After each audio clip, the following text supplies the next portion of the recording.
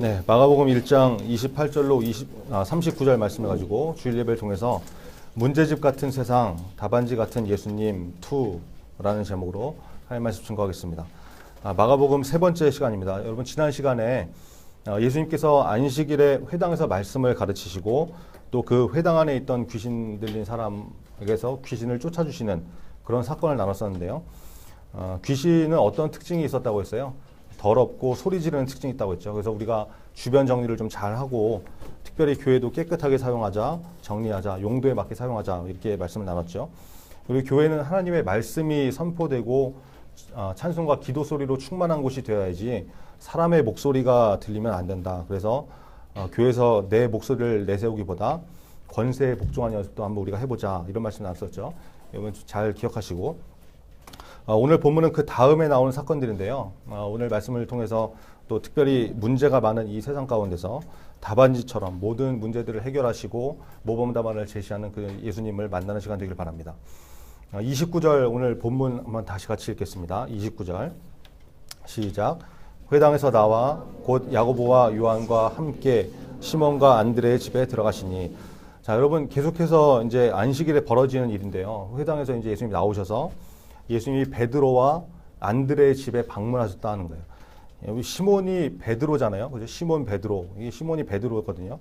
그러니까 이 베드로와 안드레는 또 형제 사이였고, 그러니까 아마 한 집에 이제 같이 살고 있었는 모양이죠. 근데 그 집에 마침 베드로의 장모님도 같이 있었다는 거예요. 함께 있었는데, 같이 살았는지 함께 있었는데, 근데 그분이 열병이 나서 누워 있었다는 것이죠. 여기 이 말씀을 통해서 우리가 뭘 알 수 있습니까? 베드로가 결혼을 한 사람이라는 걸 알 수 있죠. 이제 장모님이 있으니까 뭐 결혼을 안 했는데 장모님이 있을 수 없잖아요. 그러니까 우리가 보면 예수님의 제자들은 거의 다 미혼일 것이다 이렇게 생각되는 경향이 되게 많거든요. 왜냐하면 3년 반 동안 예수님께서 하나님의 일을 이렇게 하시는데 제자들이 거의 항상 같이 예수님하고 동행을 했고 같이 다녔고 제자들이 한 번도 뭐 자녀나 뭐 아내 때문에 여기저기 바쁘게 다니고 뭐 예수님 잠깐만 뭐 애들 데리고 놀이동산 좀 갔다 올게요. 아니면 무슨 뭐 명절에 장모님 장인어른께 인사하고 올게요. 이러고 나오는 장면이 한 군데도 없잖아요. 그죠? 제자들이 그러는 모습이 없다는 거예요. 마치 예수님의 제자들은 그 싱글이지 않았을까 하는 이런 느낌이 들 정도로 그런 삶을 살았는데 사실은 그런 게 아니죠. 베드로만 봐도 이미 결혼을 한 상태였다는 것을 우리가 알 수 있는 거예요. 여러분 마태복음 10장 37절을 쉬운 성경으로 읽어보니까 이렇게 말씀합니다. 오히려 예수님께서 이렇게 말씀하시는데 누구든지 나를 사랑하는 것보다 자기 부모를 더 사랑하면 나의 제자가 될 자격이 없다. 누구든지 나를 사랑하는 것보다 자기 아들과 딸을 더 사랑하면 나의 제자가 될 자격이 없다. 이렇게 말씀하세요. 여러분 우리가 여기서 알 수 있는 것이 뭡니까? 예수님의 제자들을 통해서 또 예수님께서 하신 말씀을 통해서 온전히 예수님을 따르기 위해서는 모든 일의 우선순위가 뭐 가족보다도 우선순위가 예수님이 돼야 된다. 이런 걸 알 수 있죠. 여러분 이게 참 쉽지 않은 일이에요. 근데 중요한 것은 예수님이 이 우선순위를 굉장히 중요하게 여기시고 강조하셨다는 거예요. 여러분 한번 생각해 보세요. 여러분이 사귀는 이성 친구가 있는데 뭐 여학생들 입장에서 한번 생각해 볼까요? 남친이 있는데 데이트를 하자고 했더니 토요일 날 점심 때 만나자 이랬더니 얘가 안 된다는 거예요. 그래서 왜 그래? 무슨 일 있어? 이렇게 물어봤더니 자기야 무슨 일 있어? 뭐 이렇게 물어봤더니 한다는 소리가 자기네 반 여자 사람 친구가 여자 사람 친구가 토요일 점심 때 만나자고 그랬다고. 그래서 안 된다고. 이런다고 그러면 여러분은 어떻겠어요? 그 소리 듣고 뭐 이러지 않겠습니까? 이거 뭐 말이야 방구야 뭐 장난 나랑 지금 하냐 뭐 이러면서 내가 우선이지 어떻게 그 여인이 우선이냐 미나리 먹고 미쳤냐 도라지 먹고 하여튼 뭐 이런 얘기하면서 여러분 반응하지 않겠어요? 이렇게 반응을 하지 다른 여자를 만나야 되기 때문에 내가 데이트할 수 없다 이런 남친한테 그래 잘 다녀와 난 집구석에서 방바닥 긁고 있을게 이렇게 말할 수 있는 사람은 아무도 없죠. 여러분 이게 우선순위에서 밀리면 굉장히 참 마음이 상하는 거거든요. 그죠? 내가 사귀는 사람 좋아하는 사람한테서 우선순위가 밀려도 이러는데 예수님께서 말씀하시는 우선순위는 이런 거예요. 나는 너를 위해서 목숨을 내놓았는데 너는 나보다 세상이 우선이니 나보다 돈이 더 우선이니 이거 말씀하시는 거죠. 여러분 세상 즐거움이 우선인 사람은 여러분 주일날 예배도 제대로 못 드려요. 토요일날 밤 늦게까지 게임하고 영상 보고 뭐 즐기고 놀고 막 이러니까 주일날 아침에 못 일어나죠. 꿀잠 자고 그죠? 돈이 우선인 사람은 돈 아까워서 11조 헌금 이런 거 못 한다니까요. 그래서 여러분 제가 전도사가 밤낮 여러분한테 주의를 지켜라. 반드시 예배부터 드리고 놀러 가라. 뭐 11조도 꼭 해라. 이렇게 강조하는 게 우선순위 문제 때문에 우선순위 문제. 여러분 오해하시면 안 돼요. 전도사가 무슨 뭐 여러분 예배 안 나오면 제 신상에 무슨 일이 생깁니까? 뭐 출석률 떨어지면은 담임 목사님이 전도사 불러가지고 강전도사 요즘 중고등부 예배 드리는 학생이 왜 이렇게 적어? 뭐 이러면서 뭐 전도사 패고 괴롭히고 출석 뭐 몇 명 달성해 뭐 이러세요? 그러지 않잖아요. 여러분이 뭐 11조 열심히 내면은 그걸로 뭐 전도사 상금을 줍니까? 아니면 무슨 뭐 이번 달 헌금이 몇 퍼센트 올랐으니까 전도사 무슨 뭐 보너스를 줍니까? 이런 거 일도 없어요. 일도 하나도 없다고. 근데 여러분 왜 강조하겠어요? 예수님께서 중요하게 보시는 거니까. 주일날 예배 드리는 게 예수 믿는 사람으로서 가장 우선되어야 하는 거니까. 11조하고 헌금 생활하는 것이 여러분 내 인생의 주인이 돈이 아니고 하나님이십니다. 이 고백을 하는 거니까. 그래서 가르치고 강조하는 거잖아요. 여러분 예수님의 제자들은 예수님 그리고 하나님의 일을 하는 것이 가장 우선되었던 사람들이에요. 그 어떤 것보다. 그렇죠? 예수 믿는 사람은 예수님의 제자가 되어야 되는 삶을 살아야 된다고 그랬죠. 요한복음 15장 8절에 보니까 너희가 열매를 많이 맺으면 내 아버지께서 영광을 받으실 것이요 너희는 내 제자가 되리니. 예수님이 이렇게 말씀하세요. 예수 믿는 것은 여러분 예수님의 제자가 되어가는 거예요. 이 제자들의 모습처럼 우리가 신앙생활을 하면 할수록 우선순위가 예수님께 맞춰질 수 있는. 그래서 주일날은 반드시 예배부터 드리고 또 우리에게 주신 소득이 있다 그러면 반드시 11조 할 수 있는 저와 여러분 되기를 간절히 바랍니다. 자, 30절 같이 읽겠습니다. 30절 시작. 시몬의 장모가 열병으로 누워있는지라 사람들이 곧 그 여자에 대하여 예수께 여짜온대. 여러분 그 베드로의 장모님이 열병에 걸렸는데 이 열병은 그 누가복음의 표현을 보니까 시몬의 장모가 중한 열병을 앓고 있는지라 이렇게 말씀하거든요. 그러니까 가볍게 뭐 열이 나는 정도 이런 것이 아니라 중한 열병이었다는 거예요. 중한 열병. 이 열병이라는 게 이제 성경 원어를 보면 헬라어로는 퓨레토스라고 이렇게 표현이 되어 있는데 이거는 뭐 열이 막 한 39도 40도 고열이 나고 그 탈수 증세라고 그러죠. 막 이 탈수 증세가 나타나가지고 사람이 거의 막 이렇게 너무 힘들어하는 이런 말라리아 질병을 말하는 거거든요. 이게 당시 팔레스타인, 여러분 이 팔레스타인이라는 거는 이스라엘을 중심으로 해서 지중해 동해안 일대를 이렇게 말하는 건데 그러니까 예수님이 계시던 그 당시 팔레스타인 지역에서 이 말라리아라는 병이 굉장히 자주 발생했다고 그러거든요. 그리고 사망률도 굉장히 높은 그런 질병이었습니다. 여인이 그런 병을 앓고 있었다는 거예요. 그 소식을 사람들이 예수님께 이렇게 전해주니까 베드로의 장모가 열병으로 들어누웠다. 그러니까 예수님께서 여인에게 가셔가지고 손을 잡고 일으켜 세우셨다는 거예요. 그랬더니 어떻게 됩니까? 열병이 떠나가고 여자가 바로 회복된 것이죠. 여러분 예수님이 어떤 분이시라는 거예요? 모든 질병 가운데서 회복시키시는 분이라는 것이죠. 여기 이 사건 바로 다음에 어떤 일들이 벌어지냐면 32절부터 34절에 나오는 것처럼 사람들이 모든 병자와 귀신 들린 사람을 데리고 예수님께 이렇게 나옵니다. 근데 얼마나 많이 데려왔는지 뭐 병든 사람, 귀신 들린 사람 그리고 그 사람들이 이렇게 끌고 나온 이런 사람들이 너무 많아가지고 완전 무슨 동네 전체가 이렇게 온 것처럼 많은 사람들이 몰려왔다는 거예요. 근데 34절에 보니까 뭐라고 그래요? 예수님께서 각종 병이든 많은 사람을 고치시며 많은 귀신을 내쫓으시되 이렇게 말씀하죠. 여러분 그 많은 병자들을 고치시는데 예수님이 어떤 병들은 고쳐주시고 어떤 사람은 야 이거 너무 심각한 병이어서 이거 안 되겠다. 큰 병원 가봐. 대학병원 가봐. 이러신 게 아니라 전부 다 못 고치는 병 없이 모두 고치셨다는 거예요. 모두. 예수님이 어떤 분이시다? 세상에 어떤 유형의 질병이라고 할지라도 아주 문제집같이 다양한 질병을 한 몸에 갖고 있다 하더라도 예수님은 답안지같이 다 고치시고 해결하실 수 있는 분이시다라는 거예요. 여러분 이 예수님을 믿으시기 바랍니다. 예수님이 여러분이 어떤 질병에 걸렸다 하더라도 예수님께서 고쳐주시면 그것은 다 회복되게 되어 있어요. 육체적인 질병이든 정신적인 질병이든 어떤 것도 문제가 되지 않는다는 거예요. 혹시 여러분 가운데 질병의 문제로 고통을 받고 있는 사람이 있다 그러면 건강 문제 때문에 기도하는 사람들도 있는 걸로 알고 있는데 여러분 말씀을 통해서 찾아오시는 예수님을 꼭 만나셔서 회복을 체험하는 그런 믿음의 사람 되기를 간절히 바랍니다. 31절 우리 같이 읽겠습니다. 31절 시작. 나아가사 그 손을 잡아 일으키시니 열병이 떠나고 여자가 그들에게 수종드니라. 여러분, 병이 회복된 다음에 여인의 모습을 잘 보세요. 회복을 시켜줬더니 그들에게 어떻게 했다? 수종들었다. 영어 성경 표현을 보니까 이걸 wait on them 이렇게 표현하거든요. 여러분, wait on이라는 말이 무슨 뜻이에요? 시중 들다 이런 뜻이죠. 그래서 waiter 그러면 W-A-I-T-E-R waiter 이러면 이게 누굽니까? 식당 같은 데서 손님 시중을 드는 종업원. 이게 웨이터잖아요. 그죠? 그러니까 여인이 병을 고쳐주신 예수님께 웨이터처럼 시중 들고 섬겼더라라는 거예요. 여러분, 우리가 기도하고 응답을 받으면 두 가지 반응을 보이는 사람들이 있어요. 어떤 자세로 나뉘냐면 두 가지 자세로 나뉘는데, 응답받고 해결되면 이게 마치 내가 이런 일이 있었냐, 이런 어려움을 겪었냐, 이런 것처럼 다 잊어버리고 그냥 예전의 모습대로 돌아가는 사람이 있고, 또 하나는 응답하시고 문제를 해결하신 그 은혜에 감사해서 감사를 표현하고 더 주님 앞에 힘써서 나가고 헌신하고 봉사하는 사람이 있다는 거예요. 여러분, 베드로의 장모는 지금 어떤 사람입니까? 예수님이 병 고치신 것에 감사해서 그 감사하는 마음을 가지고 섬김과 봉사로 표현한 사람이죠. 이게 굉장히 중요한 거예요.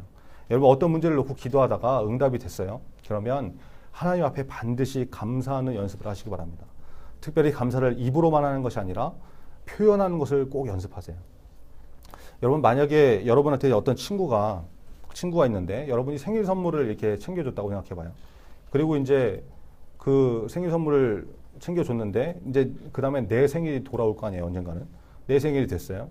근데 이 친구가 나한테 생일 선물은 하나도 안 해주고 그냥 말로만 생일 축하해 뭐 이러고 끝나는 거예요.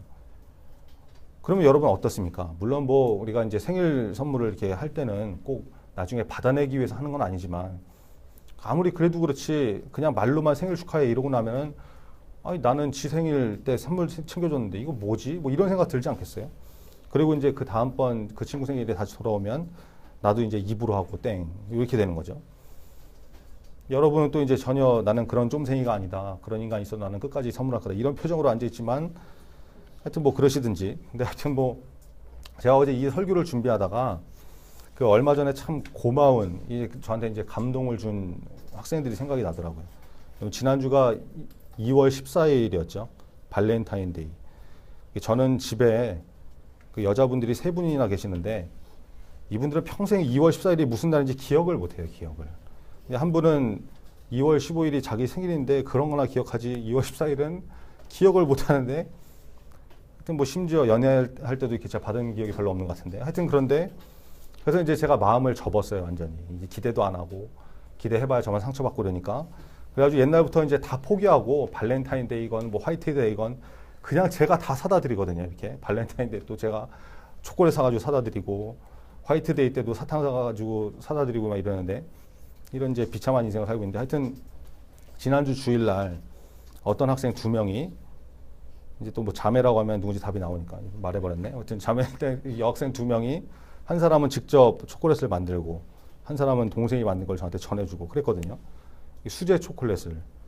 같이 사는 사람도 뭐 이제 가나 초콜릿 하나 안 챙겨주는 전도사한테 다 이런 걸 챙겨주니까 제가 살짝 이렇게 감동을 받았어요.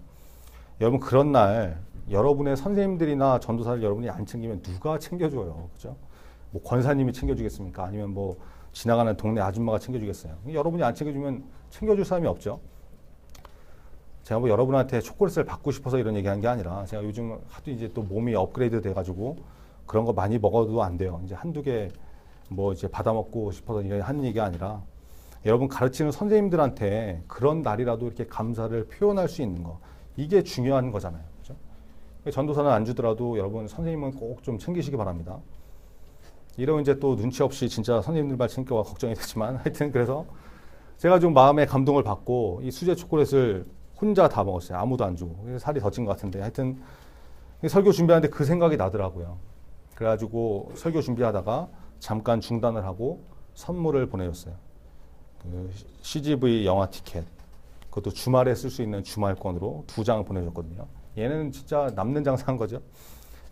이러면 또 이제 왜 걔네만 주고 나는 안 주냐 이런 사람이 있는지 모르겠는데, 하여튼 사실은 이 초콜릿 때문에 줬다라고 하기보다는 구정 때 그 친구들이 친척 집에 가느라고 이제 중고등부 예배를 못 나왔었어요. 근데 그날 전도사가 그 중고등부 예배 못 나왔던 사람들은 스마트폰으로라도 이렇게 좀 설교 좀 다시 들으라고 마가복음 이제 시작하니까 한라인으로 이렇게 카톡도 보내고 그랬잖아요. 그랬더니 그 두 자매는 설교를 스마트폰으로 듣고 그걸 메모까지 했던 친구들이라 제가 그날 참 감동을 받아가지고 그때부터 좀 뭔가 좀 해주고 싶었는데 그래서 하여튼 준 거예요.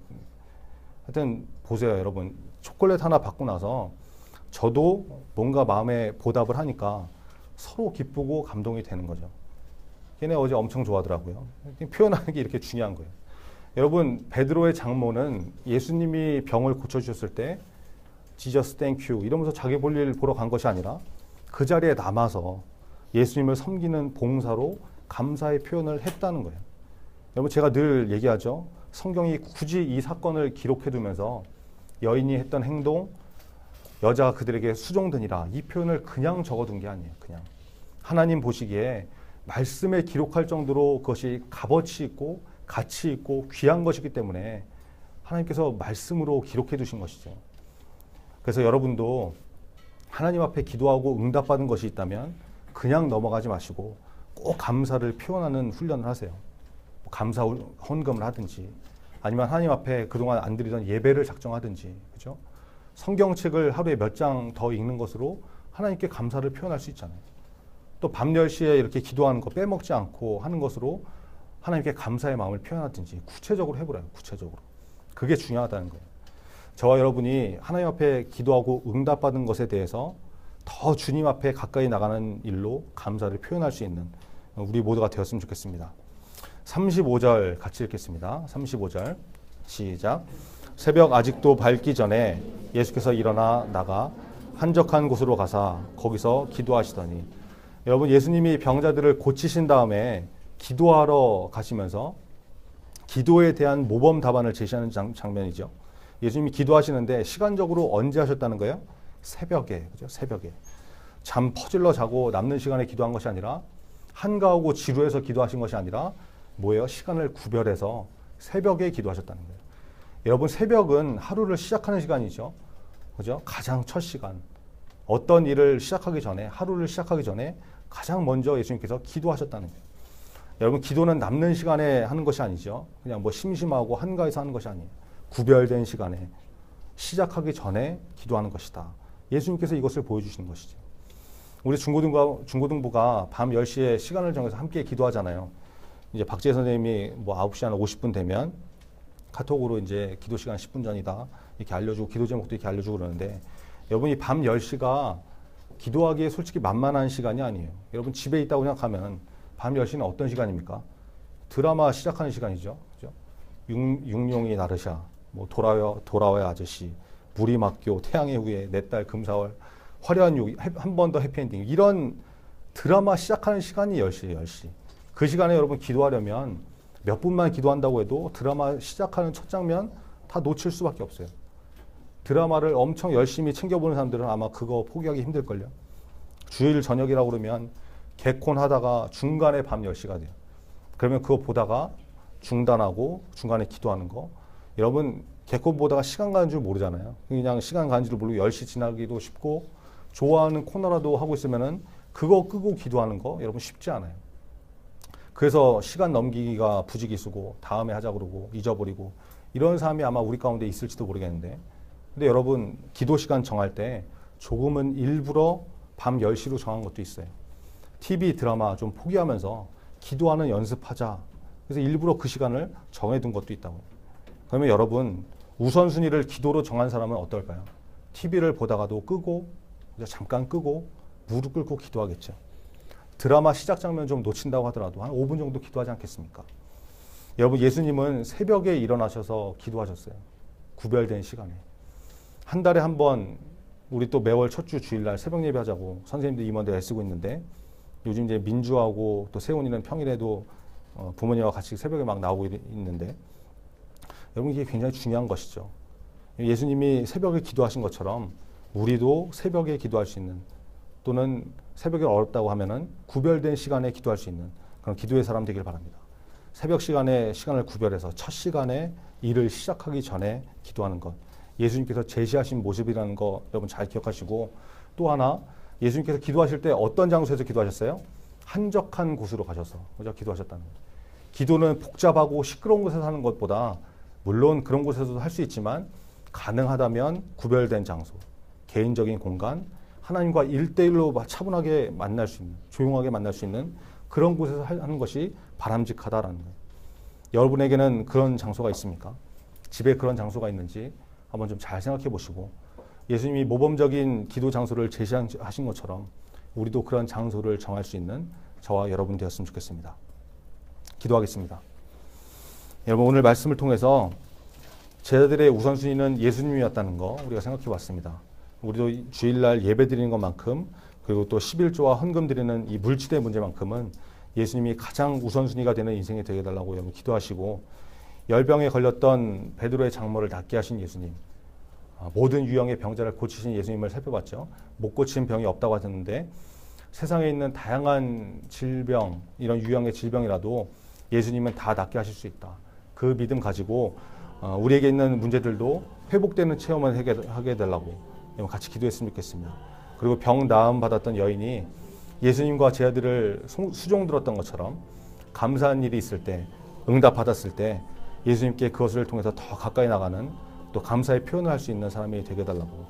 마지막으로 예수님이 기도의 모범 답안을 제시한 것처럼 우리도 기도 시간을 정하고 기도 장소를 구별해서 기도에 힘쓰는 중고등부 다 되게 해달라고 오늘 말씀 붙들고 같이 기도하겠습니다.